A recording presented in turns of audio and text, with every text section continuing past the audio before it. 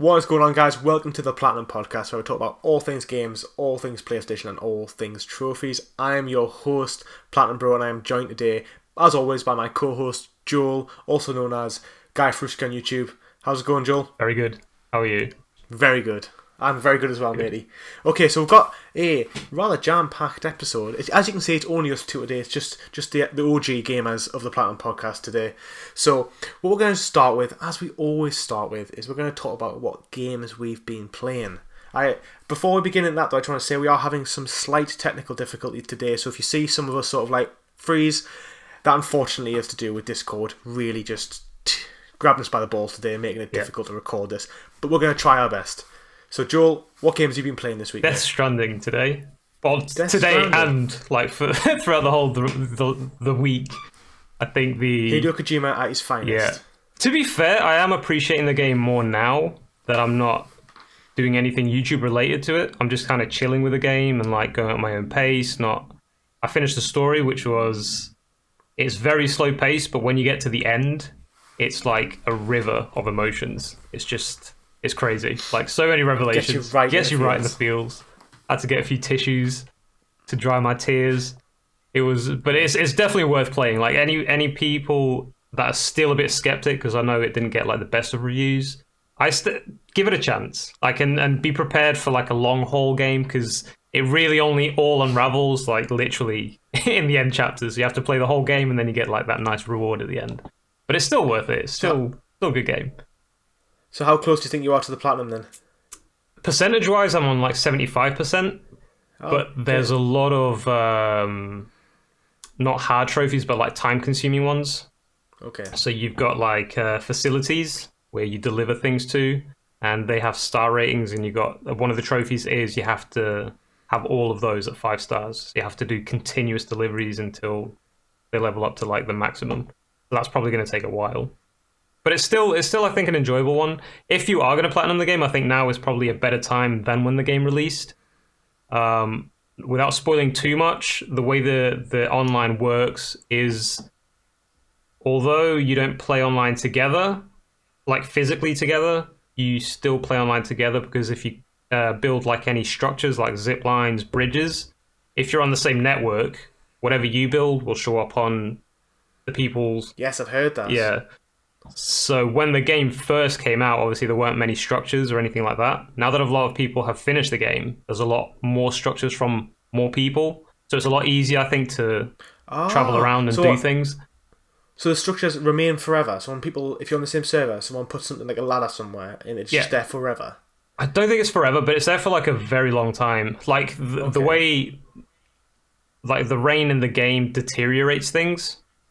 So like everything has like a lifespan. But to be fair, like I've built like a zip line in the first map when I first played the game, which was like last year, and it was still there. Like it does like give you notifications saying this has started deteriorating, but I think it still lasts quite a long time. So anyone who does want to platinum the game or has like held off because you found it a bit too boring, probably now is the best time to go back, because probably chances are you're going to get a lot of structures already built. Well, the thing about Death Stranding is, for me, is that I really want to play it on PS5. I really want to play it with the improved frame rate. However, isn't there talks of it being re-released on PlayStation 5 as well? Because I'm sure I was on the game website, or one of the websites last week, and you could pre-order it for the PlayStation 5. So, although the PS4 will be improved, they must be planning on a full upscale remastering of sorts. Hopefully it won't be too expensive if you've already owned the game. Yeah. But that'll be probably a sight to behold, because it is one of the best looking games on PlayStation 4. Oh, for sure. Yeah. So yeah, for me, I want to wait till I get a PlayStation 5. I'm not going to get a PS5 till, say, February time, and then it's probably going to be one of the first games I play, because I really want to just have my eyes and gorge on an improved frame per second. 160 at least, I imagine, will be top quality. It's gonna be mind blowing. I think it was quite mind blowing when I first played it on the PS4, because of how good the graphics are. But it's also like the game itself. It kind of if you're really in like one of those moods to lose yourself in a game, like Death Stranding is probably one of the best games to do that in. Like, because of the atmosphere, because it's so like chill and so slow paced. The music as well, like the soundtrack on the game is really it settles in well with like the whole scenario of what's going on. So yeah, really good. I mean, for me, I would say immersion is one of my biggest factors about games. Yeah. Like, if I'm immersed, like I hate immersion breaking things. Yeah. Like, you know, if you can't climb over a fence because it's like the fence is like this high and the game stops you from doing it, like game logic. Like, I'm not a fan of that. But how do you think the actors have done? So I know there's some big names. Obviously, there's Norman. Is it Norman Reeves? Norman Reedus, yeah. Reedus, he's in it. Troy Baker's in it, and there's another big actor. I can't remember. How are they doing it? What's he called? The director that was actually doing PT. What's he called? Del Toro? Guillermo? Is it Guillermo del Toro? I always get the two mixed up. I'm not sure. The actor and the director. One of the Del Toros. Yeah. The director, he's in it as well. They do really well. There's Norman Reedus in the beginning because of like story, like basically script why he's like that. But he's very bland. He's very placid. And then, like I said, like by the end, it all opens up, and it's a game that it's worth playing and worth going through like the boring parts of like people's personalities and characters' personalities to get to like the end, because the end is really mind blowing, and it has a massive twist that I was not expecting whatsoever. The other actor that's in it's the guy that does Hannibal. I can't remember his name. He's got a very foreign that's name. what I was thinking about. He's in James Bond and Doctor Strange and stuff, isn't he? He's really good in it. Yeah. He's really, really good in it. I think he's been signed to be Grindelwald in the new Harry Potter film, actually, to replace Johnny Depp. Fact for people who give a shit about Harry Potter. There's not many of them left, I don't think. No. It's not as big as Marvel or Lord of the Rings. No, I don't think it's definitely not my favourite fantasy. It's definitely like down in the pits of my favourite fantasies. I do enjoy it, but it's not something that, like, if I had a choice, I'd probably pick Marvel any day. Yeah. Mine's like Marvel, then Lord of the Rings. Star Wars, and then somewhere below is Harry Potter. just in the basement somewhere. I like the movies though, to be fair. Like, I like the last 5. I think the first 2. I think it was 8, isn't there? Well, it's 10 actually now, if you include the other 2 ones. parts, yeah. I like pretty much all of them except the first 2. I think the first 2 are a bit naff because they're like got these 9-year-old kids acting. Yeah. But we're getting off topic here. Talking about Harry Potter. Harry Potter. To be fair though, the Harry Potter game looks really good. Let me just say, it does actually. It looks very, very good. I will get that. Yeah. Like, to be fair, like, yeah, open world Hogwarts. Yeah. Hopefully some great like RPG elements. You know, lots of the thing about Harry Potter is like I haven't read the books, but the spells and stuff seem really like endless. Yeah. So it's like the opportunities and the possibilities for a game are like next level. Like, so much variation, so many opportunities to make an amazing game. So it should be amazing. Just to clarify, don't be like Avengers. All this potential. I know. Just deliver. Hopefully they'll redeem themselves and like they'll make an Avengers 2 that is better. Oh yeah. Hopefully they could probably redeem themselves if they did some actually good DLC. If they did like 4 or 5 DLC packs with like a new map, a new bit of story, and a new character every 2 months, that would redeem it for me. And more enemies. We need more enemies in that game. But yeah, I'm just sick of talking about Avengers. I know. Have you finished playing Persona 5 then? Yeah. Persona 5 is done. It's platinumed. It's done and dusted. It's on the shelf. It's gonna stay there for a while. It's waiting there for a while. For those who don't know, Joel's just done a video on how to platinum Persona 5. So if you've just got your PS5, you've just got the PS Plus collection, you've got all these big great games to play. You want to play Persona 5 in 60 FPS. I imagine that's what you can. Upgraded quality. You want to platinum it again. Joel's got a guide for you to streamline your efforts. Streamline your efforts of earning a platinum trophy. I will watch it at some point, Joel. I have watched part of it. It's just that I haven't played Persona 5 yet. Yeah, no, for sure. It's in that big part of the backlog. Those games that are like Everest. Yeah. You see them and they're staring at you and you think, someday I will attempt to finish you, but it's just not this day. It's true. To quote Aragon from Lord of the Rings. It's true. I will platinum you eventually, but it's not this day. Not today. One day. Yes. One day. It is true. Is it like we said it countless times? It is the curse of a trophy hunter, because you spend so long on one game trying to platinum it and do everything in it that kind of takes away the time that you could have invested in newer games and other games. That's true. So the backlog. But that might segue us onto one of our topics later on, which that's a good point. We'll come back to that. Before I will talk about games I've been playing, because I've been playing some. I've literally just today earned the platinum trophy for My Name Is Mio 2. Naughty. Yes, I finally decided to do it. It's been on my list for a while. It's okay, you know. It's 99 pence. and it's similar as the first one. So all you do is tap the jar of mayonnaise, but then there's like 5 mini games at the end. Okay. One's like eating pizza, one's like a little platformer thing, a little bit of Flappy Birds. Oh god. And it's just nonsense. That the people who made this game, the developers, I think it's Green Lava Studios, they know that game is a meme, and they know it, and it's just so good. Like they just tell you all the time that they know this game's a joke, and it's just quality. I can't wait for My Name Is Mayo 3, to be honest. That's the thing. Like that's the thing. Like it's still a shameful game. Like it's still there to make money because they know that a lot of people are going to buy it because it's so cheap and because it's so fast. It's so quick to platinum. But at least they're not beating around the bush. At least they're like, look, exactly. This is a crappy game. You're going to get an easy platinum for £1 or $1. Here you go. And that's it. Exactly. They're not like sugarcoating it with, but we did it to do this and that. No. Here's a crappy game. Platinum it. Enjoy. And that's it. And I love them for it. Do you know what as well? They've got a leaderboard on that game. Okay, so how many times you've tapped the mayonnaise. So when you hit 10,000, you've finished the game. You've platinumed the game. Mm-hmm. So I went on the leaderboard. Somebody has done it for 2 million times. Someone's tapped the jar of mayonnaise 2 million times. That's 20 times more than you actually had to do it for the trophy. So someone out there who's just tapping. They probably use a turbo controller. I was thinking that. They're probably doing it right now. They're probably sitting right now, just going, "I'm gonna get in Guinness World Records for having the most mayonnaise jars tapped on My Name Is Mayo 2. Fame and wealth, here I come." So props to you if you ever watch this. It just shows how competitive people can actually be. Like in something so insignificant. To us, obviously, to me and you, insignificant. Obviously, to those people, it's probably something that's like a really big deal. Like they'll probably go to school or go to work and be like, "Yo, I'm number 1." And my name is Mayo 2. It's not a big deal to us.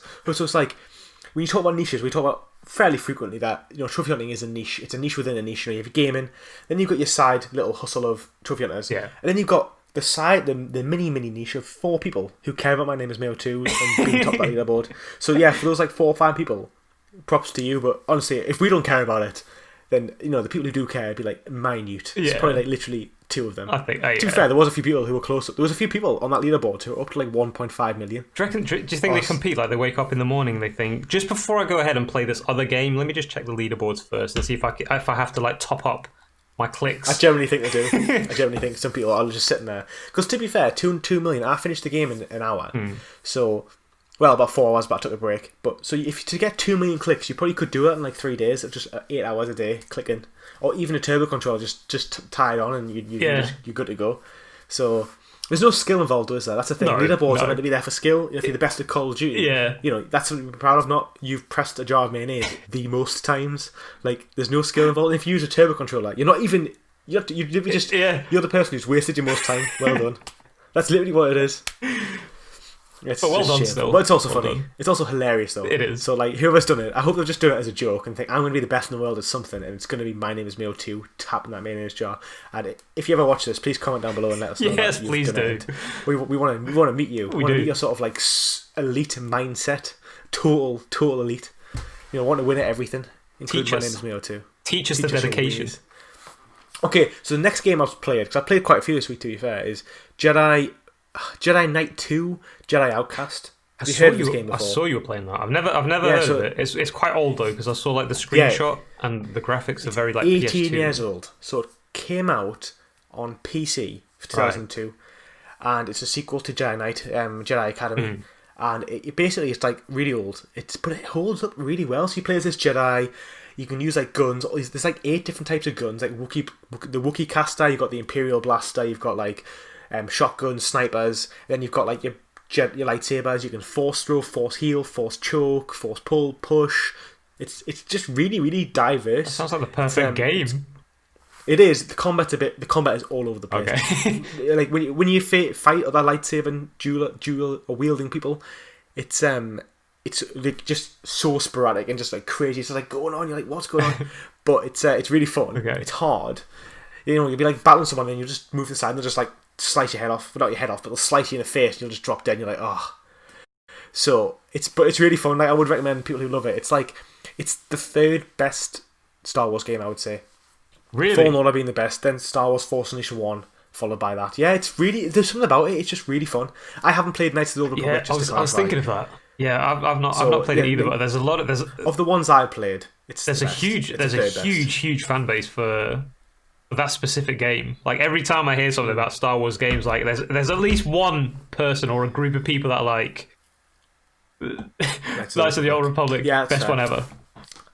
Excluding that, so maybe it's the fourth best. Yeah, like that. I know loads of people love that game, but it's just really fun. If you're actually a Star Wars fan, I paid £4 for it in one of the sales. Okay. If you're a Star Wars fan, it's only like a 20-hour platinum, 15-hour platinum. I'm going to do a review of it. My review will be out in a couple of weeks' time, so don't talk about too much about the gameplay and stuff. But because there's obviously a lot of really bad things with it. Like I hate platforming, and there's two major issues which I'm going to just briefly mention. Is the level design is crazy. It's like it's linear, so you think, okay, I'll go from one room to the next, go one room to the next, but it's not. It's like you'll come to a room and there'll be 5 paths. Okay. In one of them, there'll be a tiny little, like a little elevator shaft which you have to move boxes behind to hit through and go through, and that's actually where you need to go. So it's like you go through all these 5 areas and you won't know where you're going, and then it's like you have to look around and look under like tables and stuff, and you go, oh, there's a tiny little button I could just see. I'll just tap that.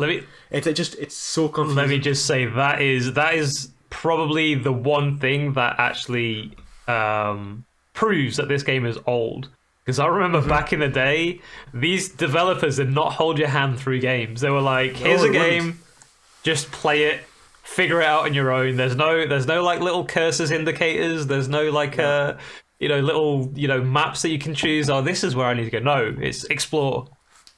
Get on with it. It's so like that. It's just not. That's the thing. I think it's really jarring because you basically get your hand held through games these days, like without it being direct. Like the paths are so linear that you always end up in the right place. Yeah. Whereas this game's not that at all. It's literally like, here you go. And I remember now, as a kid, I used to get stuck all the time on games, and I would never know what to do because there's no internet. 12, 15 years ago when I was like 10, there's no guides. So it was literally like, okay, and I ended up leaving loads of games because I didn't know what I was doing. Yeah. So it's like there's that. Which it's not. I will not lie. I've had to use a guide on about half the levels because I didn't know what I was doing. And then there's also the platforming. Like it's just like an old. Back in 2000 when every game had platforming in. Yeah. It's like some of the worst platforming I've ever used. Like I hate platforming. If you watch this channel, you know I hate platforming.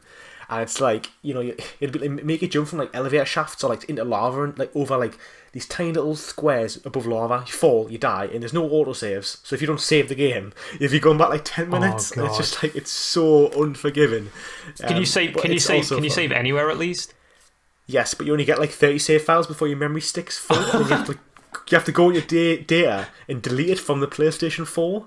So it's like it's just like if you get like, say you play 10 minutes and then you filled up your saves, you can't make any more. So you have to either quit and close the application and start again, or just hope you don't die. Wow. And I died every time, so I died every time. So whenever I was in that situation, I died, and I was like, oh, okay.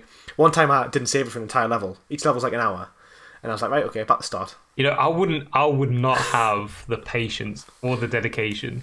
You seem to have this dedication for all these games. Like Avengers, I keep saying it. Resident Evil 6. Now this Star Wars game that doesn't even let you have like unlimited saves.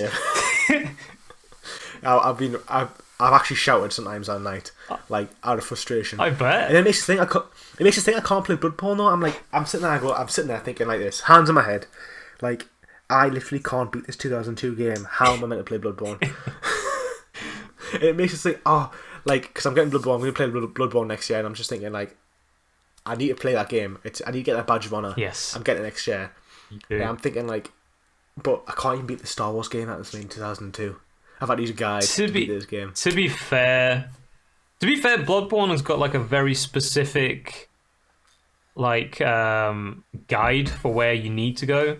It's basically if you go to an area and you're getting destroyed by enemies and you're like as leveled up as you can be, you're not meant to be there yet. That's basically the lesson it teaches you there. So even games like Bloodborne and Dark Souls, they still do hold your hand to a certain extent because they'll block like a certain path until you get something else. So you're not really meant to be there yet. So that's the difference between the modern day difficult game and the old difficult games. Yeah. Like even the most hard games that come out now, they still guide you through where you need to go. Like that's the thing about this game is like it's not even the fact that finding where to go is difficult. It's the fact it's like just hard to like it's difficult in a different kind of way. It's difficult, like, not in terms of gameplay, it's difficult in terms of, like, actually figuring out what you have to do. You have to, like, actually think. Yeah. But it's like, because the game looks so bad as well. It's not a remaster, it's just, like, up to HD.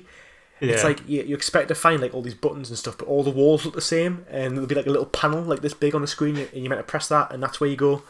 Yeah. But it's a good game. It is a good game. The combat is really fun. The combat is so fun. Like, when you actually get in a lightsaber duel with somebody, you're like, this is just, like, insane. And it's this weird thing where if you throw your lightsaber at somebody, right, this is such a weird little thing to do, but it's just so cool. If you throw a lightsaber at someone who's a lightsaber wielding enemy, they'll hit it away and it'll fall to the ground, and then you have to force it back rather than it just comes straight back to your hand. So if they knock it away and then they charge at you and you try and bring it back, it has to go past them, so they might turn and knock it away again. So it's like, it's just so clever. And it's like, that's very clever. Yeah. So you have to, like, get your gun out, but your gun does nothing against, like, a boss. Yeah. So you pretty much have to the good old fashioned run. It teaches you don't throw your lightsaber at somebody who's got a lightsaber. Yeah. It just teaches you that, and then you learn you don't do it again, because literally you're exposed, and then sometimes they'll do it to you, and then as soon as they throw a lightsaber, you just force choke them because they've got no defense.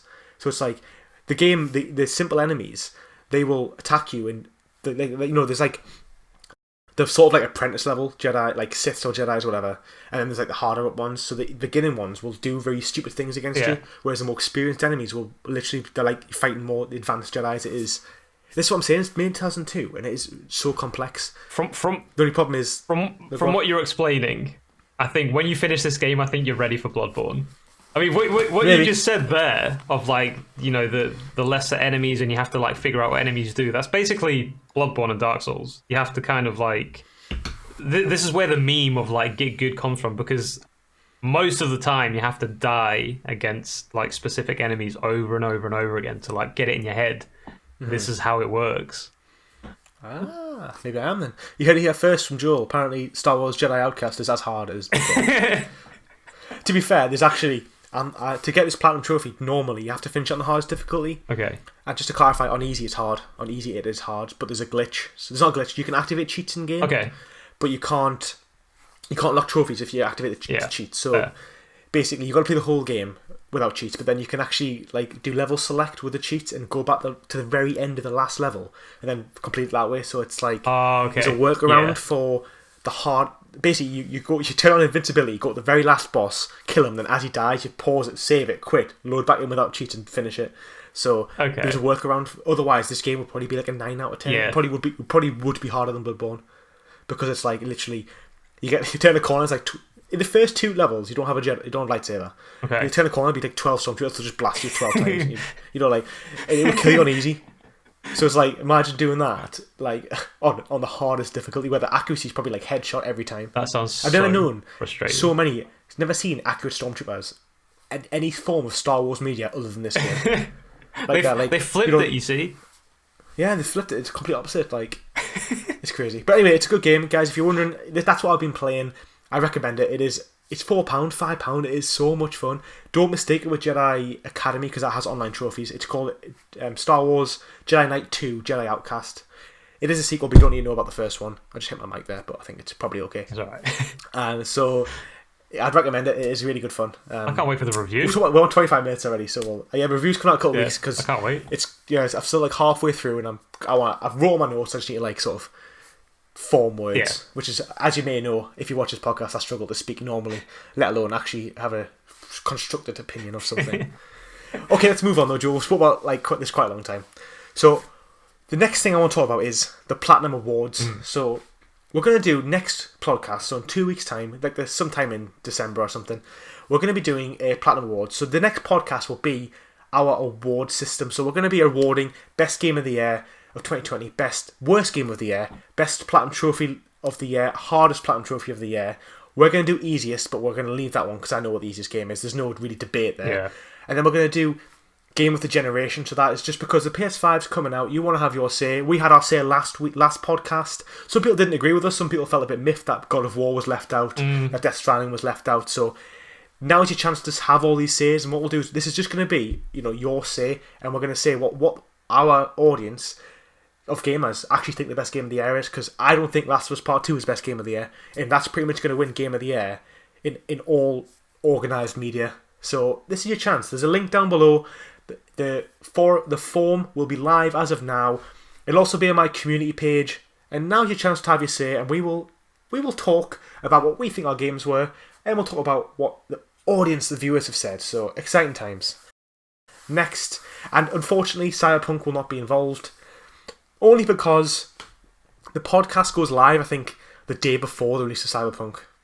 To be fair, though, you can't really. I don't think you can judge a game like that in like a month. Yeah. To be fair, I think exactly. Cyberpunk, even though it's still 2020, I think it's more of a 2021 game.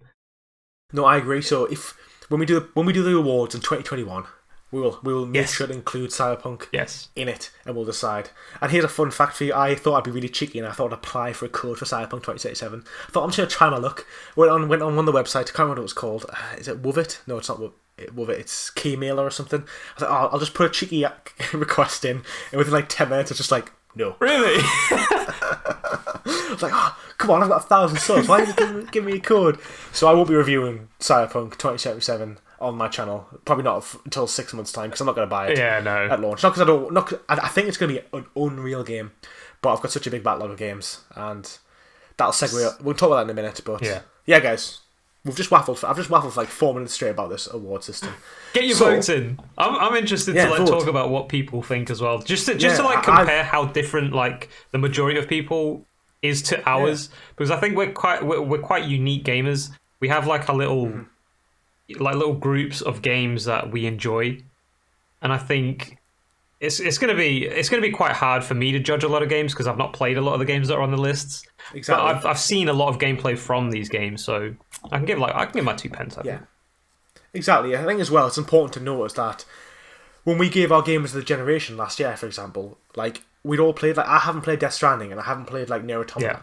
So it's like we're only one person. We can only play so many games, and as trophy hunters, you don't play as many as the average person. Exactly. So I think that's why we can only offer commentary on the games we've played. So it will be so interesting to see what everybody else thinks out there, because chances are you've played as many games as me or as many games as Joel. So it's like putting everybody's opinions together and deciding, and not leaving it to the reviewers who are so biased. It's crazy. We'll just have our own little mini one, which so many people will watch, and we don't care. This is the real awards. We're only biased to Spider-Man, some would say, and with The Witcher. Exactly. That's it. Witcher and Spider-Man are the best things that ever existed, but other than that, every other game is it's average, open for normal critique. Yeah, exactly.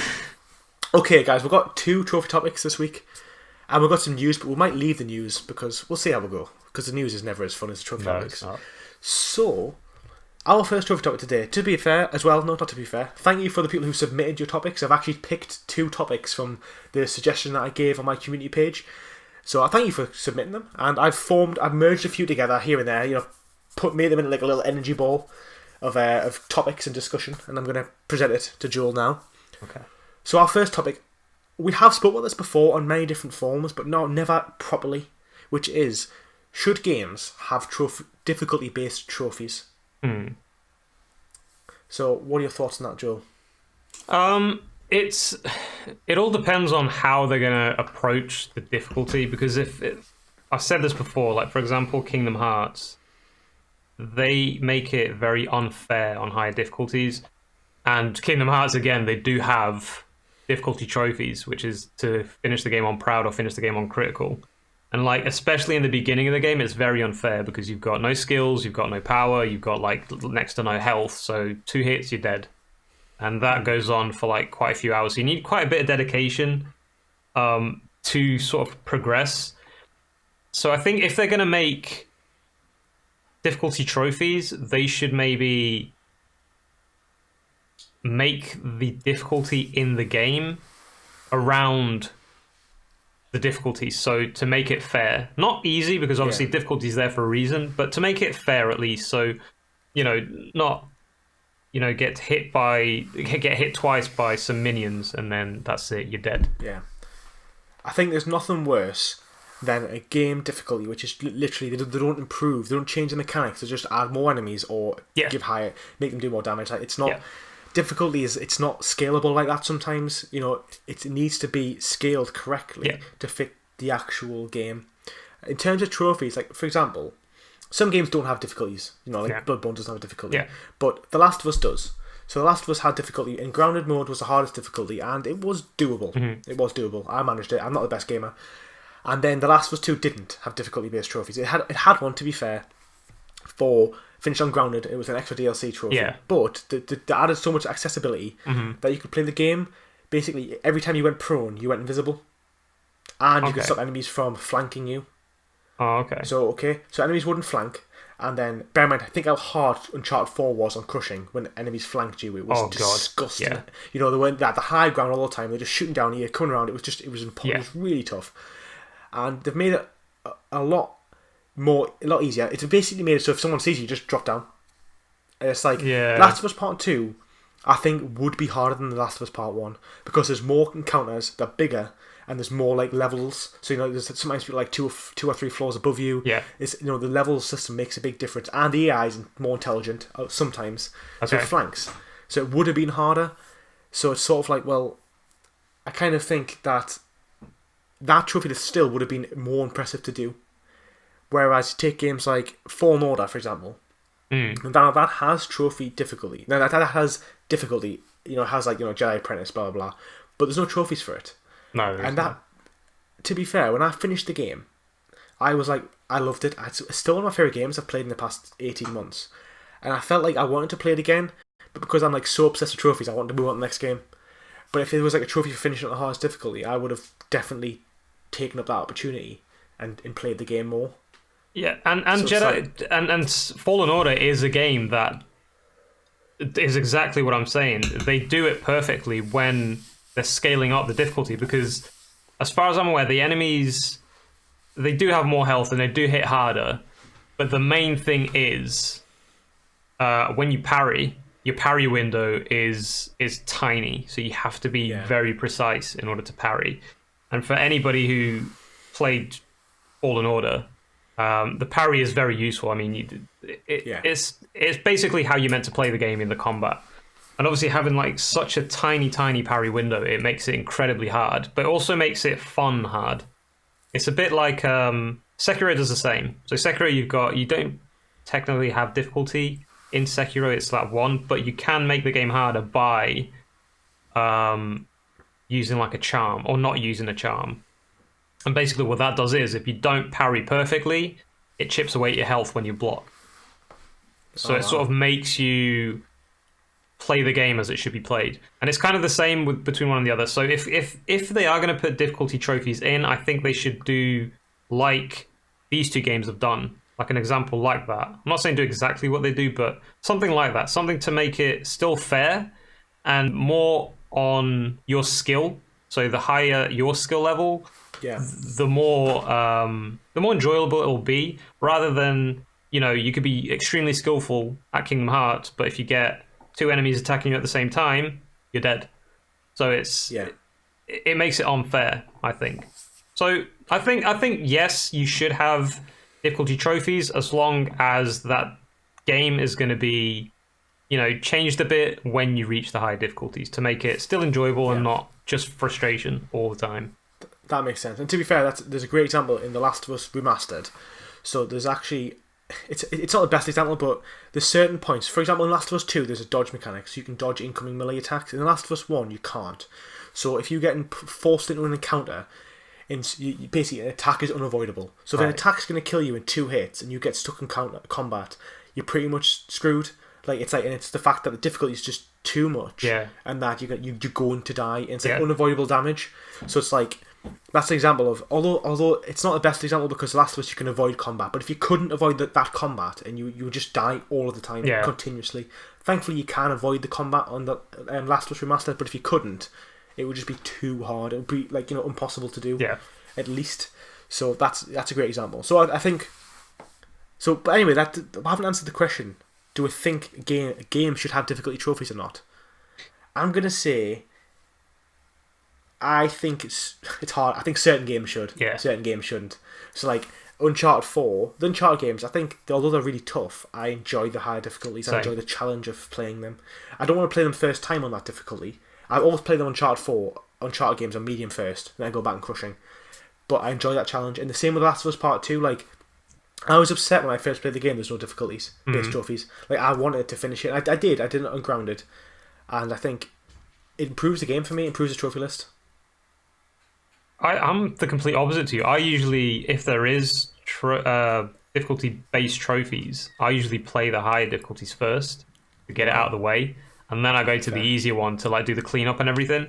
So I don't really concentrate a lot on, like collectibles and story and anything like that. It's more just to get that difficulty out of the way, learn how to play the game, and then I'll go to the easy ones. That's fair. So I get the frustration out of the way first, because I think if I can't get to the end of the game on the highest difficulty, I probably won't be going for the platinum. But then at the same time, does that not mean that if you play on medium, you get like a good 30 hours or 50 or 60 hours of how to play the game first? So for example, say you go into like The Witcher 3 never playing it, you're going to struggle on Death March because you've never played it before. I did. So a lot. You must find the first 10 hours of your game infuriatingly difficult. Yeah, I mean, yes, and it depends on the games. Most of them, yeah, probably, because if I don't know how to play the game and the mechanics and whatnot, then yeah, it's going to take a while to pick them up. But then I think for the rest of the game, and then it makes my journey through easy a lot easier as well, because I can kind of like speed run through the gameplay because I know how it works and everything, and then I can just enjoy the cutscenes.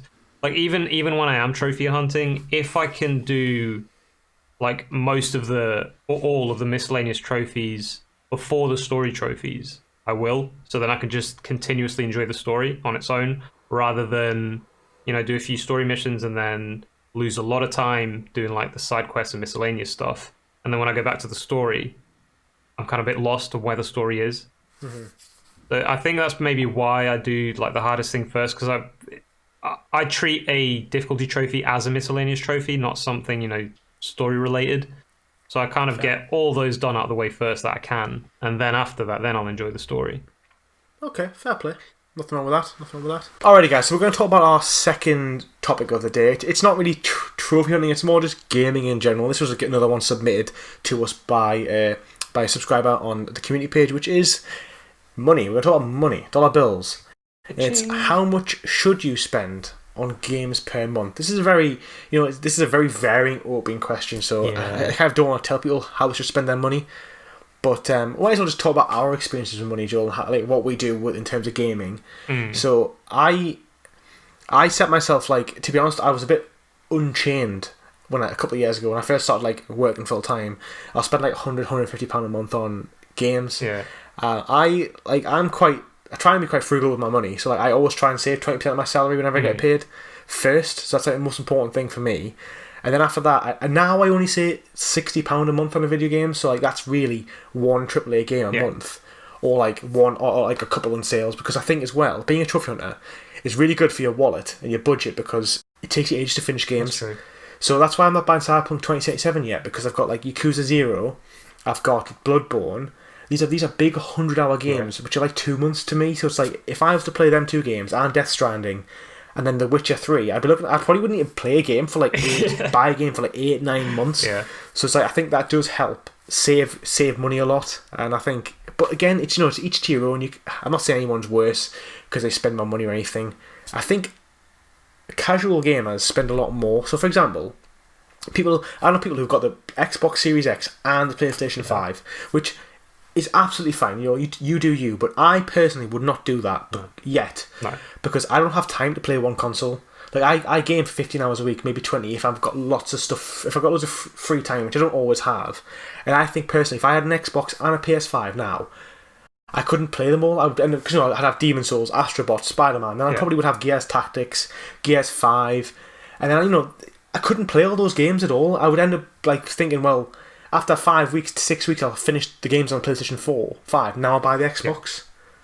So I often think that people who are like more casual gamers, or people who are all extreme, it's like you either spend so much time gaming, or you just don't play the things that you're buying, which can be a bit of a waste. I agree with that.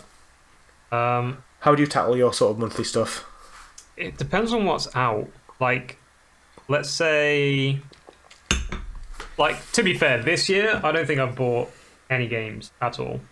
I'm still. Oh, Wow. maybe I bought Dragon Ball when it came out. I think it was like February. Mhm. Apart from that, like I've been playing Fallen Order, Death Stranding. That they're both from last year. Yeah, I think the games I have bought are probably just the easy platinums here and there. Yeah, same. But that's it. I mean, I think spend what you can, as long as it's not gonna, as long as like Hurt you buy a financially. game and then you go home and it's like, oh, I've got no food in the fridge, but I've got a game. I can't afford to eat Yeah, like anymore. if that's your case, then maybe you have a problem. But as long as you're not going over your budget or over what Yeah, you it's a key thing. should be spending, I think it's pretty healthy. I mean, Yeah. if you're not going to spend £60 on a game, you're probably going to go out for a meal and spend £60. I think that's the way I think That's of it. true. Yeah. Um, I mean, to be fair, going off new games, I've only bought 2 games this year that have been full price. I bought Fallen Order in January for like £50. I bought Last of Us 2 when it came out, and I bought Avengers for 3. But Avengers was like half price because if you buy a game which you're sharing with somebody else, oh, okay, yeah, you yeah. go half as on Yeah. them. So like me and my brother paid like £25 each for Yeah. Avengers. And other than that, it's only been £10, £12 games on Amazon or games in sales. I probably have bought about maybe 10, 12 games this year, not including the easy plats, which are like, I'll probably buy 1 or 2 of them a month. But I would say my average spend on games is probably about £30. My average spend on YouTube, however, Yeah, is a little bit different. yeah, yeah. But in terms of That's actual a gaming, different beast. I think YouTube is a lot more expensive than gaming in general. yeah, people don't understand No, the cost no. the cost of setting up a YouTube. Um, It is, especially if you don't have the equipment and stuff. If you're starting from scratch, it's just oh yeah, yeah. it's expensive. It's It's very, like, especially very like expensive. the barrier to entry to make YouTube is low. Like you can just turn your PlayStation and record, but Yeah. the barrier of entry to making a successful channel is actually a lot higher than people think. For sure. Like it's like mics cost you £50, webcams cost you 100. Yeah. I've had to buy a monitor, a desk, a chair. It piles, like these things it all. piles up. It piles up. It's does. a very expensive hobby if you're going to treat it as a hobby. If you're going to treat it as like a business, to something that you're going to make money off in the future, which, don't get me wrong, there's nothing wrong with that. I don't like people who be like, oh, I do YouTube because I like doing YouTube. Because 9 times out of 10, it's not really that's the case. I mean, if you're not going to work towards something and spend a lot of money to then make that money back, what's the point? That's the way I think a lot of of it people. anyway. Yeah, it's fair. I think a lot of people who do YouTube on that level are either really young and they've got loads of free time and stuff, or they're really early stages. So Yeah. you've got to enjoy doing it. For Definitely. sure. Like, I love making YouTube videos. Yeah. I love having conversations with you, with other people and stuff, and making videos. But yeah, you're right. You want to earn some money to sort of at least replenish your stores that you spent on games. Absolutely. On At equipment. least that, Yeah. But I mean, it's a very broad question of like, how much should you spend? I think you should spend whatever you're comfortable with spending. Like I said, as long as it's not going to break your bank and like, you're going to miss paying your rent or, something like that, then I think just spend whatever you want, really. In the same I agree. topic of like being a trophy hunter, I totally agree with. I think trophy hunters make the most out of the games that they have, because I'm not saying all games. Some games you still have other things that aren't attached to trophies, but most games, when you do get that platinum trophy, you've literally done everything the game has to offer and then some. So I think Yeah, time-wise, it's very true. like you do it, for example, Lewis, you buy a game and you kind of rate it as like, is it worth it or not by how many hours it gives you, like compared to how much it's worth. So trophy hunters, 9 times out of 10, you are going to get your money's worth. Whether you're going to enjoy the journey or not, it depends on how good the game is. I mean, I do go off the idea that £1 per hour. I mean, it's just something that like I've always went off with. Like me and my brother, when we used to buy games, we had no money and stuff. Yeah. When back when we were kids, but I think it's a good metric to use. Yeah. So like, if you buy like it doesn't really apply when you look at the trophy, the easy games. So like, if you buy a game that was like for example, Love, is it Language of Love? Like that's a new platinum trophy game that's come out. It's basically like a 3-minute platinum. Oh, okay. But it's £8. Yeah. So it's like you're paying like if I use the £1 per hour metric. To be fair, I got a code for it, and I'm maybe we're going to review it. I don't know. It's a really bad game. I don't know if I want to talk about it, to be honest, on the channel. Honestly, that's what I was thinking. I was like, I was going to do a video, and I just thought it's just such a bad game. I don't really want to talk about it, to be honest. But that doesn't fit that metric at all because you're paying £8 for 5 minutes. Yeah, I think cheap games like that though, I think it's probably worth waiting a little bit. Because eventually, if the developers they're not making the money that they want to make, they are going to lower the price. It's worth mentioning as well. Radlakia have probably 2 or 3 big sales a year. Like in the summer, they had a sale where pretty much every game was half price. So like things like I'm trying to think of any easy games now, like Brotherhood and all those Radlakia games. Like they were all about £2, £2.30. So it's like that's when you should be like making the most. Like keep your money all year round. Yeah. Put like £5, £10 aside every month. Then when the sales come, you can buy all your games for the year, and then go from there. Yeah, that's what I recommend.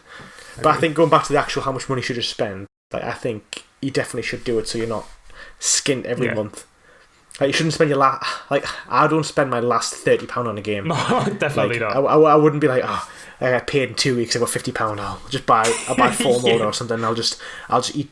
I don't know. I'll just go eat out of bins for 2 weeks. Like no, I don't think that's a good idea. Go begging for the next 2 weeks.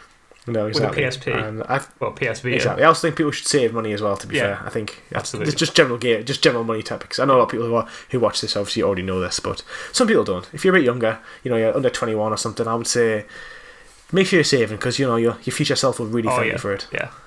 Definitely big. We've all done it though. We've all had that age where you get your first paycheck and you think, wow. 1 week later and it's like it's all gone. I remember when I worked at when I was in second year of university, I worked at a coffee shop, which I'm not going to name because I don't want to get in trouble. Okay. There's nothing wrong with the coffee shop I worked at though. There's nothing wrong with it. It was a big chain, so you can use your imagination to imagine who it was. And I remember it was my first I worked 50 hours in a week, 2 weeks in a row, and I got paid something like £1,000. And I was thinking, I looked at my paycheck and I was just like, that was not worth the torture I just went through to earn this money. But the job wasn't too bad. It was so busy. Like coffee shops, like big retailer coffee shops, they're just so busy. Like I've never worked as hard as I did when I worked in a coffee shop. You get paid so little, and you're on your feet all the time making coffees. I can make good coffee. To be fair, I make a good flat white. Just to clarify, I haven't done it in about 4 or 5 years now, but I could still do a decent flat white. I think. Riding the bike. Yeah, exactly. But yeah. I wish I'd saved then. To be fair, I did a little bit of saving because I used to travel every year at the uni, but I wish I'd saved more. You always wish the power of hindsight is a beautiful, horrible thing. Yeah, that's very true.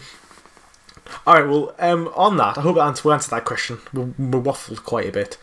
We'll just talk about some news. It's not really news. It's going to talk about launch titles. So the PlayStation 5, when I first saw the lineup, Joel, I actually thought it wasn't a good lineup. I'm thinking, I don't want a PlayStation 5 because the launch titles are a bit weak. They're not as good as they were for the PS4 or the PS3. In hindsight, I've changed my mind. Spider-Man alone is a big deal. Yeah. Having Spider-Man as a launch title is a really big deal. And then I thought, Demon's Souls is a bit it's just a remaster. I don't care. I changed my mind again after seeing it. It looks phenomenal. Looks good. I will be playing it. And then as well, you got the Valhallas and things like that as well. And what do you think but just warning, we both don't have a PS5 yet. We're waiting, but of what we've seen, Joel, what do you think your best launch title that's come out for the PS5 is? I'd say probably Demon's Souls. I want to say Spider-Man as well. I think maybe Spider-Man and Demon's Souls are on par. Spider-Man because I'm such a huge fan of Spider-Man, but then Demon's Souls is the game it's the only game I'm missing to get all the platinums from the From Software games. So I think that's probably what's tilting me more towards the game that I want to play the most. I also know it's going to be so frustrating, so I kind of want to get it over and done with. And then I know. I was watching this. I just found it on my channel, not my channel, on the internet. I was browsing through some news channels, and I found some guy a normal game reviewer saying, Demon's Souls actually isn't that hard. Don't be scared of the difficulty because most people can do it with a bit of practice. Yes. So it's actually quite promising and encouraging that somebody has said that, a normal person said that, because sometimes people do get a bit intimidated by it. They go, "Oh, Demon's Souls," it was a first that started off the world of Soulsborne, and be a bit hesitant to play it, but that's not the case at all. It looks stunning. It does look amazing. Amazing. Really when you see it, you just think oh, wow. Yeah, that is one thing From Software have always been very, very good at, and it's the atmosphere. The surrounding areas, they're always very I want to say they're beautiful to look at, but they're very unique. they're just the finest details. It's just nice to be around, even though it's not like a bed of roses or anything like that. It's just it's a very well made and very well thought environment, and every single area, most of the time, does feel that little bit unique, except Dark Souls 2. That's like a bit below that par. That was the black sheep of the From Software family. Oh, I think a lot of people. I think a lot of people are in agreement with that. It's like from everything from the actual setting to the gameplay to even the story. It's a bit of an. To be fair, when I first saw Sekiro, I remember thinking that was probably one of the best. Was it 2018 it came out? Sekiro, or 2019? 2018. That was one of the best things. That was a problem with that year. We had that has probably been the best year for PlayStation 4. You know, we had God of War, Red Dead, Spider-Man, Sekiro. Yeah. You know, it was hard to compete in that year because of such good games that came out.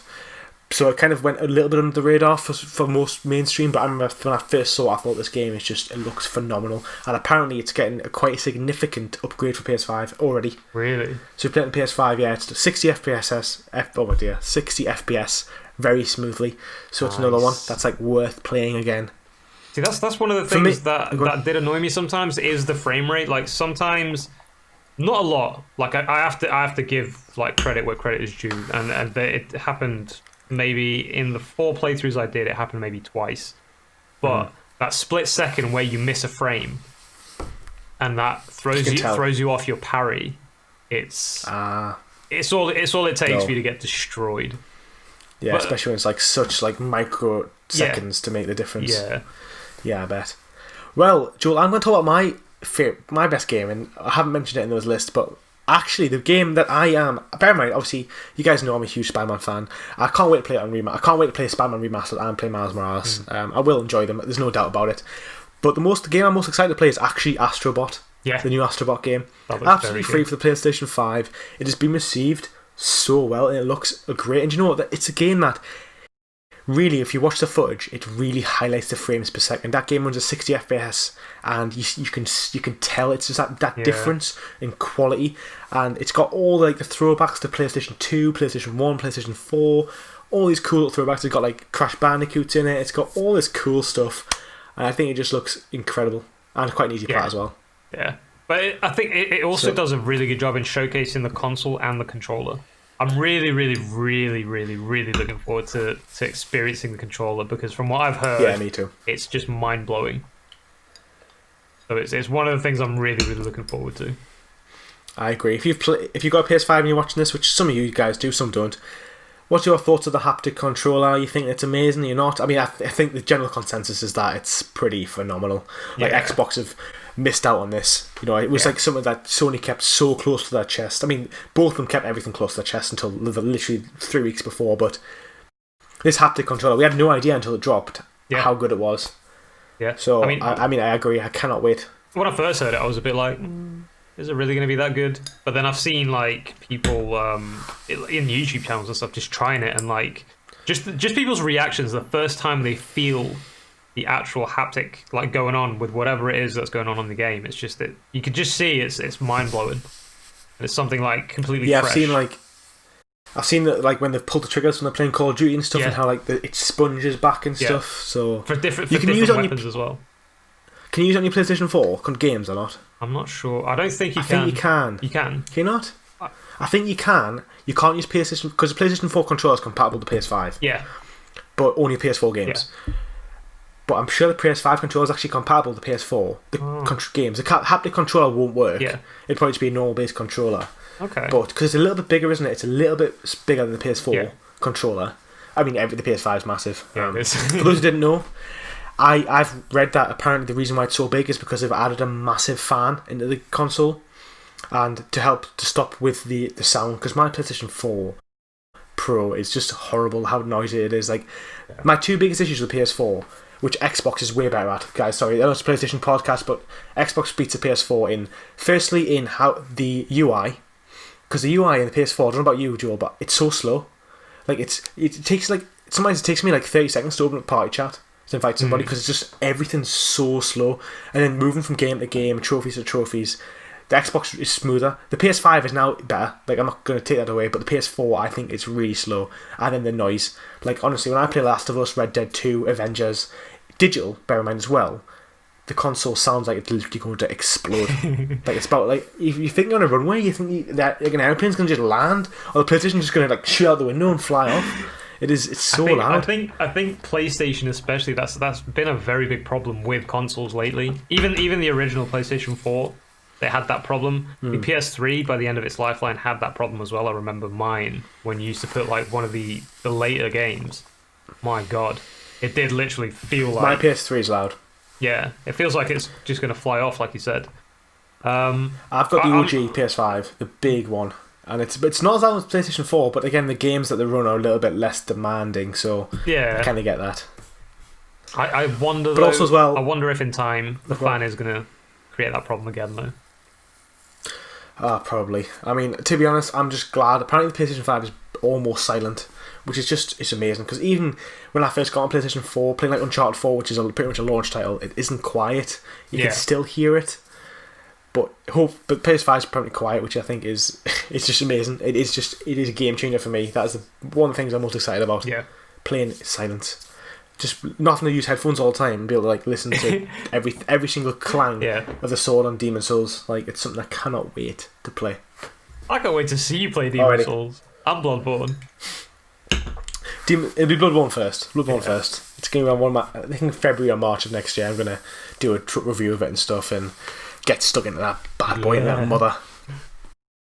Alright, Joe, I think we'll wrap things up. We've been almost at an hour now. So, as I said, guys, just to wrap up, the Platinum Awards, the link is down below. Have your say. We'll be talking about it in 2 weeks' time. You only got 2 weeks to put your votes in. So cast them now, and we will talk about them next episode in 2 weeks' time. And as well, enjoy gaming. Do not forget to like and subscribe. It really helps the channel out. Turn on notification bells, all that good stuff. The link for Joel's channel is down below as well. If you want to check out his videos, I encourage you to do so. As well, don't forget, if you want to watch if you need help with your playing Persona 5, you want to earn the Platinum Trophy, Joel's got a video to walk you through every aspect of that game. So that's it, guys. Thanks for watching and take it easy. Bye-bye.